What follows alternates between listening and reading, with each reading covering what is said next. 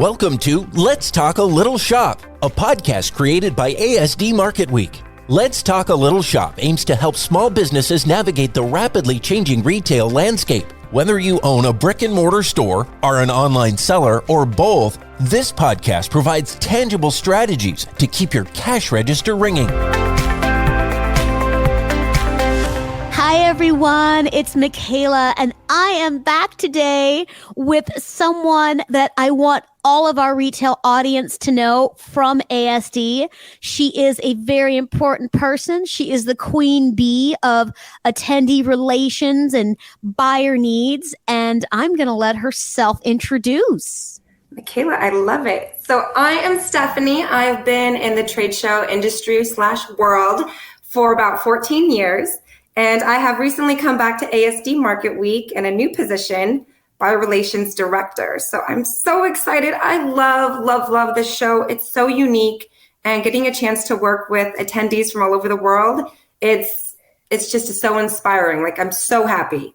So Stephanie, we got to do rapid fire. Okay. Why should retailers of all types attend ASD? Go. I think it's the best treasure hunt experience you will ever find. So it's kind of like that TJ Maxx experience where you go through aisle by aisle and you find amazing stuff. And then the margins are up there. So I think everyone needs to go just because you're going to find on-trend, quirky items that's suitable that you can complement your existing product that's in your storefront. And you're going to get customers really excited to shop it because you're going to be able to introduce really cool stuff to them. So, Stephanie, what makes ASD different than some of the other retail trade shows out there beyond the wide variety of merchandise? I'd have to say there's a great amount of mom and pops that are present or family-owned businesses, and they've perfected their craft where they've been with us for so long that they are really good at guiding newer retailers or attendees to making the right purchase for their stores and for their customers. So I would say the intimacy of the people that come and showcase their product with us. Okay. And in your role, what are some of the things that you're now kind of spearheading to help our attendees with? So I'm diving into the role. I'm really excited for this upcoming event. We're going to have our first Retail Advisory Council. We actually just have Karen with Carolina Pottery. She's joined us. And we're going to lean in and listen to people that have been with us forever of what they like about the show, why it's important, why it's a must attend, and they've been with us for so long. But more importantly, what does the future look like? Like, are they scared about what's going on in the industry with inflation and everything else that's going on? So I think that you're going to see some new things popping up, but not until we better understand our attendees and what those needs are. And if there is a retail group or buying group that would like to learn more about the show, how can you help them? Jump on a call. I mean, there's so many questions. It's a very overwhelming show. ASD, we have so much product. We have a lot of inventory, a lot of square footage. So for me, it's hopping on that call and saying, what's your strategy for market? What is your strategy for your storefront? What does that look like? And then coming up with the game plan together. That first trip is so important that you get it right and that you invest the right amount of time. So I want to help guide that experience based on needs. Awesome. And I will drop Stephanie's contact details in the show notes so you can reach out to her because that is what she is here for all of you. And Stephanie, let's talk about NRF because you were in New York last week and I know there was a lot going on. So what were some of your top takeaways? So NRF is absolutely amazing. If you are an attendee and you've never been, you should definitely go.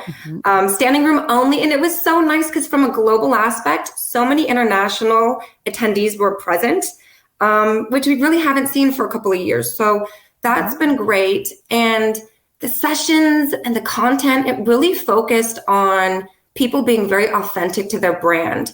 I think during COVID, a lot of companies, they didn't know what to do. They had to furlough a lot of their associates, which made it very difficult because they had limited staff.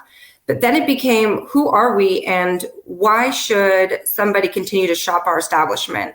So a common theme was being able to, if you're a luxury brand and you have a concierge VIP service, stay in that lane and really own it.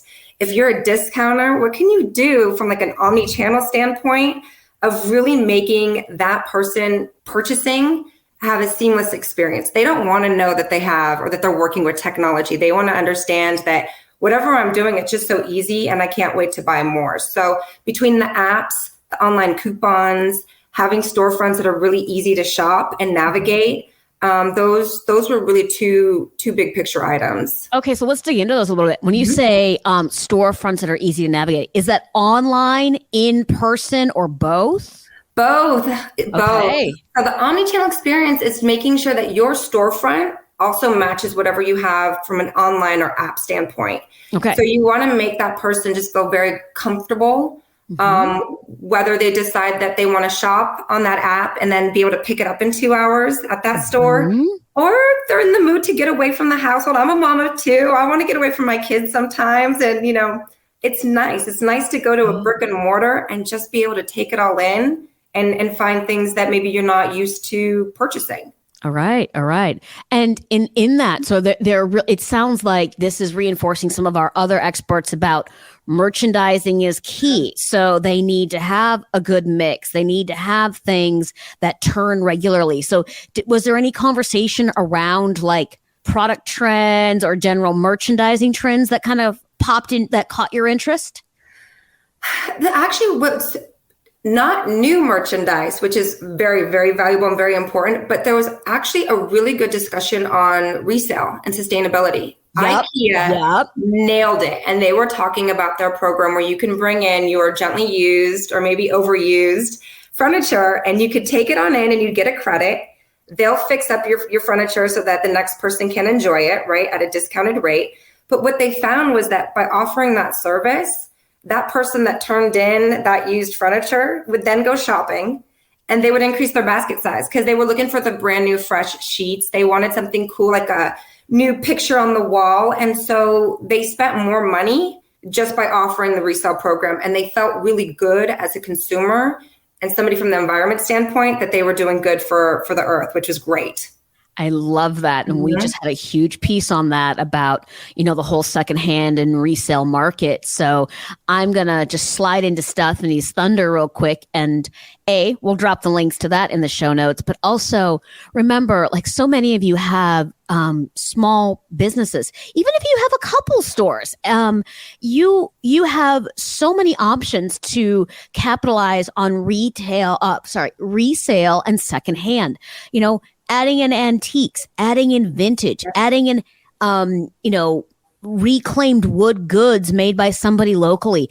Don't be afraid to test, gently used or, vintage or antiques as part of your merchandising strategy.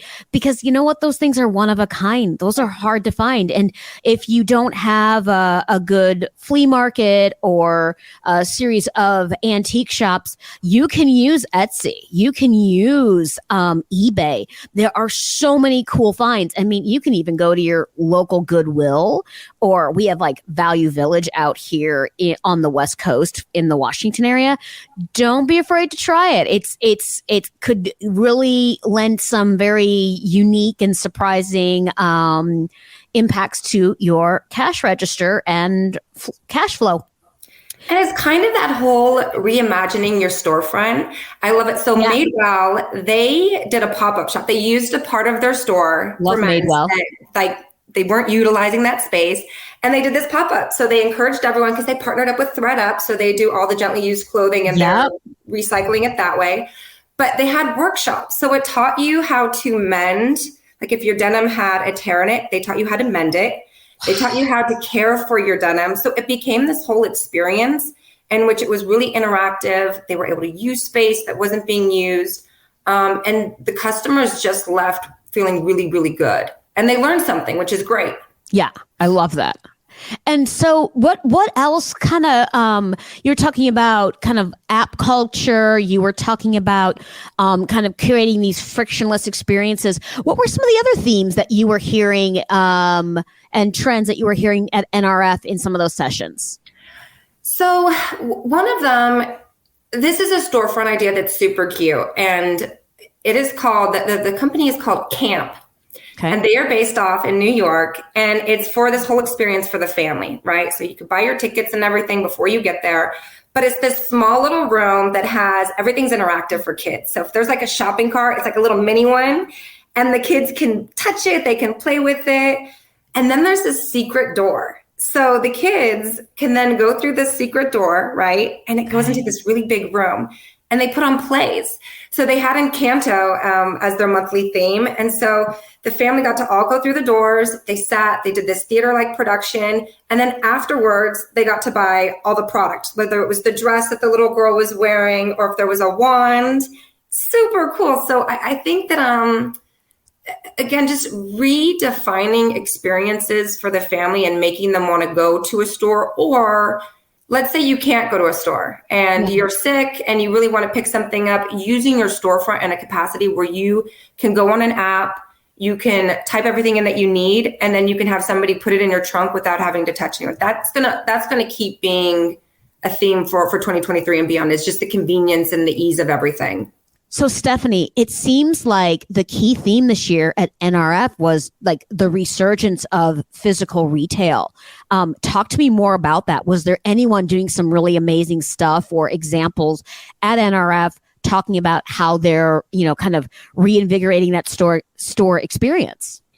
It was delightful. Yes, the brick and mortar is back and it's stronger than ever. And Petco did the most brilliant job of capturing every component of it. So they started off their session with a doggy for adoption, a little fur baby who was super cute, and he didn't want to stay on the stage, so he left. But Petco's doing it all right. They are using a store where, as a fur baby owner, I can take them, I can have my pet find their favorite treat, private label or branded, it doesn't matter.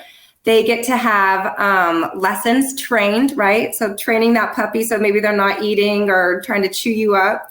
And then they're investing in vets so that you can actually go, and if something's wrong, your animal can be taken care of. And then there's this whole partnership with, I want to say it's Citibank. Okay. Or I'll have to check it again, but they've partnered up to have healthcare for your animals. So it's super affordable. So like I have an English bulldog that just had surgery and I can't get any insurance anywhere. It's so expensive. Yeah. So Petco is taking all those concerns from their consumers and they're wrapping it all up so that you want to go to their store because they satisfy all your needs. It's a one-stop shop. I love it. Did the puppy on stage get adopted? I think so. He was so cute. Okay, we have to find out.